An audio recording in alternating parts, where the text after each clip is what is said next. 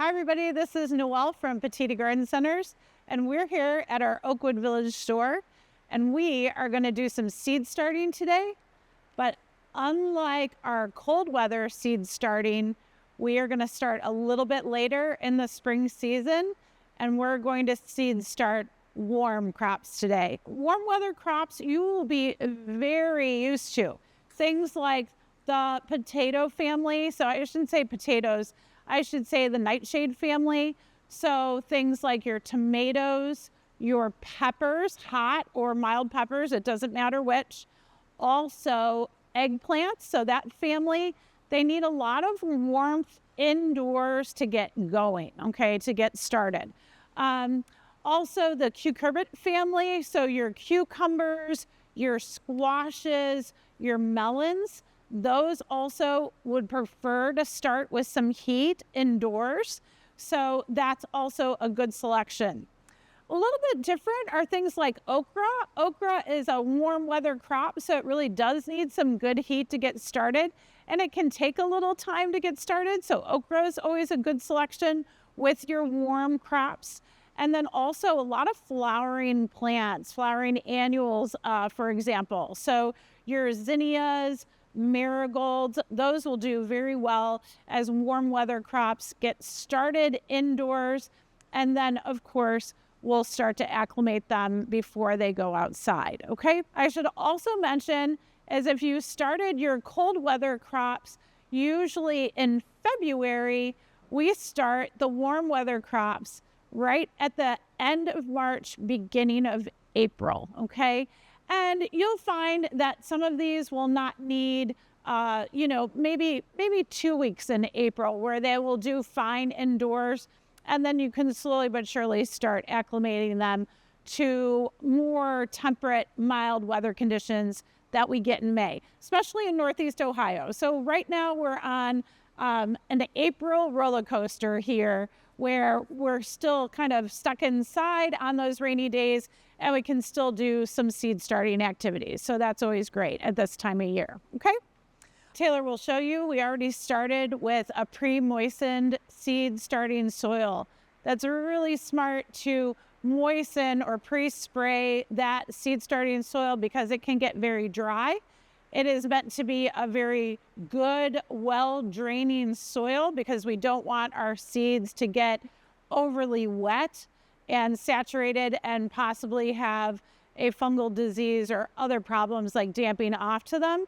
So pre-moisten your soil so it gets some moisture in there. And then when you're ready to water after you sow your seeds, it's very, very easy to maintain that soil moisture that way, okay? So we start with a seed starting mix in very clean, sanitized containers. Now, you can use plastic containers like this. This is very standard seed flat. We have a drip tray on the bottom layer. And then, of course, we have our cell packs on the top layer. These are meant to be reused from year after year or seed starting to seed starting, okay? So they can be reusable. Make sure that when you sanitize your materials, if you just purchased them, they're ready to go for the most part. But if you're reusing it, go ahead and wash it in hot, soapy water first, and then dip it in a low bleach solution, low percentage bleach solution, typically 1 part bleach to 9 parts water, okay? And you want to do that for your drip tray, your cell starter tray, or whatever plastic containers you're using. And you also want to use it on your dome if you're using a lid as well, okay? The other thing that I want to remind you is that your seed starting containers should always have drainage holes. And this entire cell back has big drainage holes right at the bottom of the cell. So the water is always going to drain out, drain away from those seeds and seedlings, and then move right into the drip tray, okay? You can bottom water seedlings as well. So it's nice to have a drip tray that doesn't have any holes in it. And you can do that once those seedlings start and start to germinate and pop, if you will. that's when you can use a small watering can and you can go ahead and fill the bottom of the drip tray about an inch or so and let the cells and that soil absorb that water from the bottom, okay? With that, just remember sterile, clean containers. That's always really, really important. We don't want to have any type of disease or any type of issue that's moving back into your newly started seedlings, okay? You can also use in the bottom of a tray, a seed starting tray, you could use different types of peat pots as well. So these are very common products that we'll see with seed starting, and these are sterile, ready to go. You see things like the Jiffy strips that have the small square cells on them. You can line them up in the bottom of your drip tray. You can also use Jiffy pellets if you'd like to.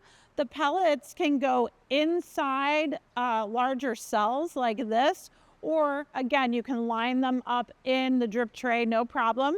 Or if you wanted to start a little bit larger plant, you could start them in, let's say, a 3-inch diameter pot, and you could do your seed starting in that. What's the nice thing about using these peat products is that you literally can start your seeds in them, and then you can take each of those started seedlings in the peat pots and go ahead and plant the entire thing in the ground, peat pot and seedling and all, okay, when we're ready to do that. So we'll get to that in just a moment, but that's a nice benefit of growing in these compressed peat pots. Okay, the next thing, we mentioned the seed starting soil. Again, your seed starter soil should be light, airy, sort of dry when you start with it, and then of course pre-moisten. So we went ahead and filled our seed packets here. I went and tamped down, sort of halfway filling, tamped down the soil to make sure that it was a nice, not solid base, but firm base for the seeds. Added a little bit more soil as I went. I left about, I would say about a 1/2 inch of watering space. So when these seedlings get a little bit bigger, we'll probably move from a mist sprayer to a small nozzle watering can so we can fill every one of those cells, make sure that the water is moving down through the soil.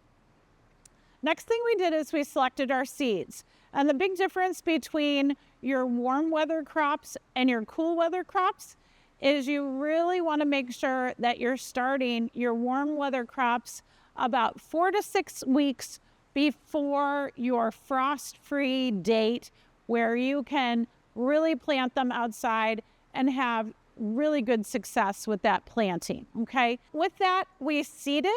And again, when you're seeding in the cells, you really only need about 2 seeds, maybe 3 seeds that you're going to start in those cells.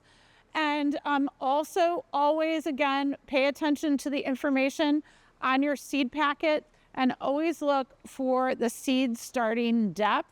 So both the zinnias that I planted today and the tomatoes, I have a Roma tomato here, they both like to be about a 1/4 inch deep in the soil.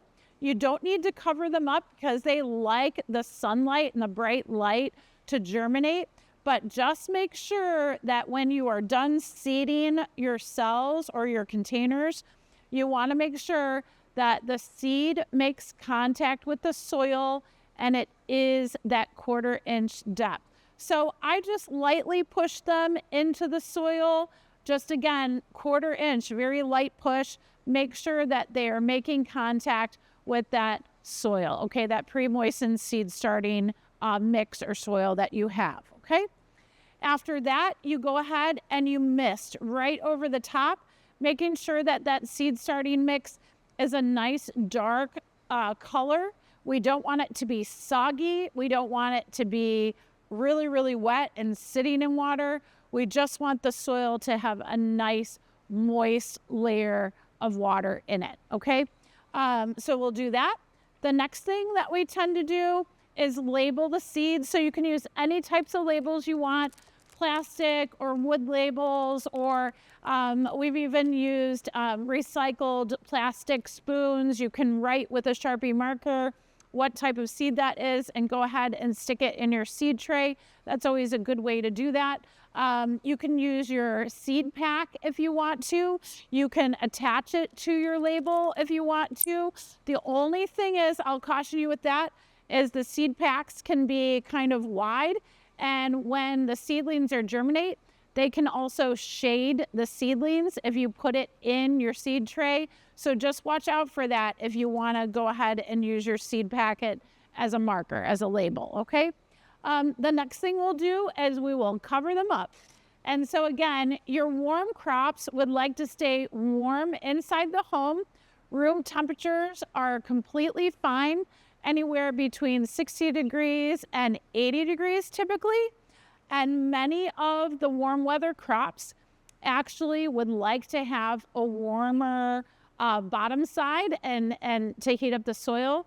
So when you see some of the seed starting mats that are a heated mat, those are really nice to have when you're doing warm weather crops. It'll make the seeds germinate much faster though, so just be aware. And as soon as they germinate or pop, you turn off that warmer, okay? You don't want to continue warming the seeds. It just kind of makes them longer and leggy, and it doesn't make them tough, hardy seedlings, okay? So we just use the bottom warmers as just for the beginning to get those seeds to germinate, okay? The dome, of course, keeps in the humidity, and that's what we really want as well. Have these seeds stay nice and warm for us, nice humid condition. It keeps the moisture in the seed starting mix, and they will germinate very, very well for you. Again, once those warm crops germinate, you take the top off. They no longer need the humidity that they had or needed when they were germinating, and so you want them to be in room temperature. No more humidity is needed necessarily.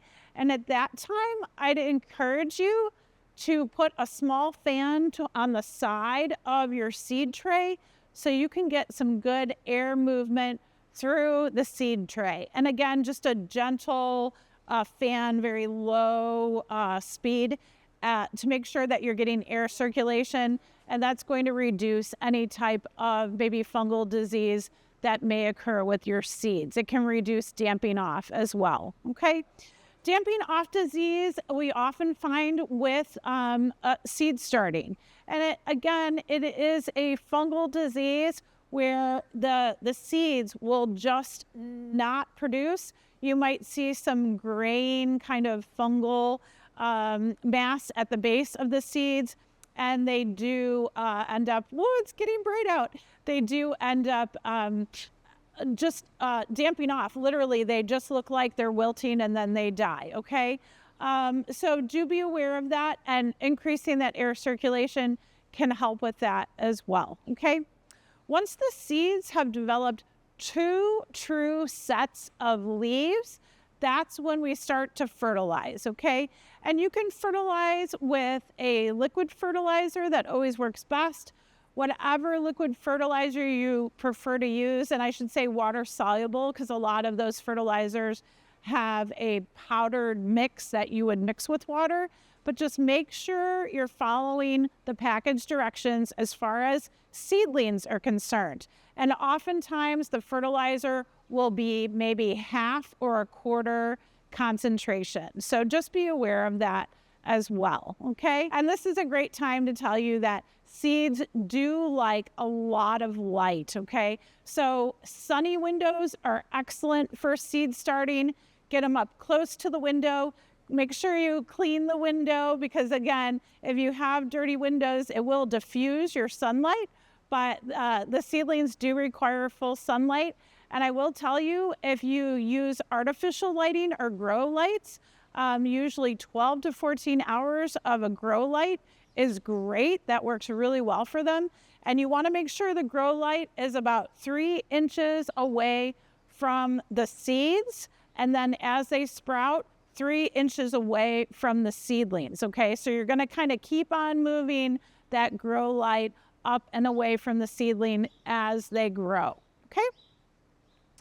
Next thing that's always the trickiest part about seedlings is now they get mature enough and they are ready to get acclimated to the outdoors. The acclimation process or hardening off process, it can be a little bit tricky and it does take a little patience and some time. And over about a week or two, typically in late April, early May, when we can finally, the temperatures start to normalize and hopefully slowly but surely increase out there, that's when we go ahead and acclimate.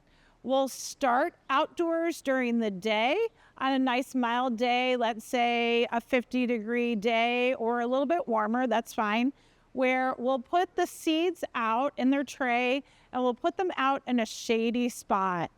And we'll just let them out for the day, nice sunny day, underneath a shady tree, let's say, and then we'll bring them in for the evening. Let's do that for maybe a couple days. Then we'll go ahead and after those 2 days in the shade, we'll move them into a part shade condition. Again, hopefully mild temperatures, but this way, if we put them out during the day and it stays above freezing at night, then we can leave them out for the entire day in a part shade condition. Then after a few days in part shade, leaving them out, of course, if you get any chance of frost at this point in acclimation process, you do want to bring them in under cover again, okay? So that could be a garage, that could be underneath a porch. You can cover them with frost cloth, those types of things, okay? Then the last few days before acclimating, put them out into their sunny conditions where they would like. And then, of course, try to keep them outside in sunny conditions. Do watch the soil moisture. Again, these little cells will dry out very quickly in the sun. So make sure that you're thoroughly watering them, taking care of their moisture needs in the soil. And then again, let them stay out in the sun. Once they've been acclimated over that week, they should be ready to go and transplant. But that's also a thing you need to think about. Typically end of April, early May, when we can go out and we can prepare the areas and the containers that we are going to transplant our seedlings into.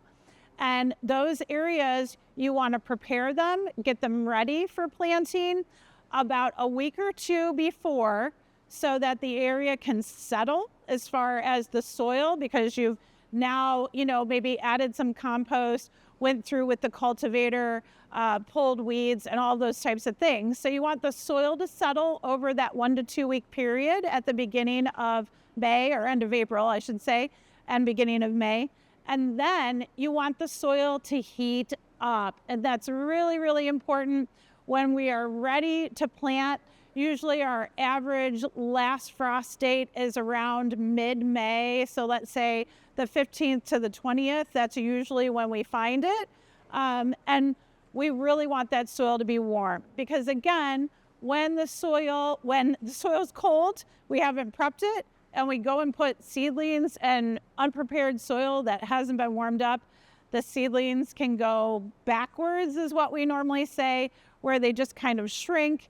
Maybe they'll kind of die back, and that doesn't work, okay? So it really is a good thing to plan on prepping your soil those first couple weeks in May, letting it heat up, letting it settle, and then you are gonna be ready to plant your seedlings, okay? So everybody, this is warm crops, warm seeding. Right at the end of March, beginning of April is a perfect time to do it, giving you 4 to 6 weeks to get those seedlings up and growing, and then getting them acclimated to move outside. Enjoy.